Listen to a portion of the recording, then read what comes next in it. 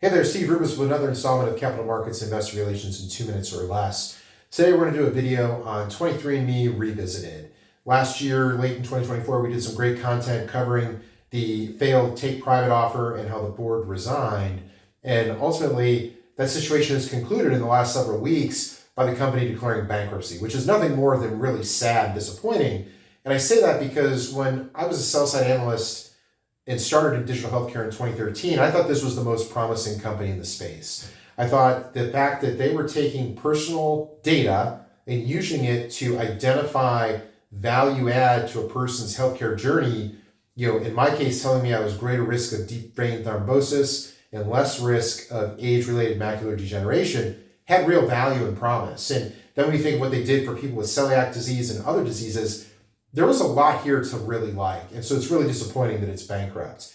And what I want to talk about in this situation, in this video again, is revisiting that fiduciary duty as a board member. And when you think about these situations, there's three primary constituents when you're looking at these deals and these situations. You have the shareholders, the board of directors, and then the executives and the employees. And everyone has a fiduciary duty to the shareholders, but then also to themselves. And the other thing to remember is that any one of these constituents can traverse all three at a given time. The board is a shareholder, the executive is a shareholder, etc. And so the key that a lot of executives forget but need to always be mindful of in these situations is that anything is better than a zero. Now, let's look at this and how it's unique to healthcare, because I think there's a fourth constituent that people overlook. And that fourth constituent is the customer or the patient.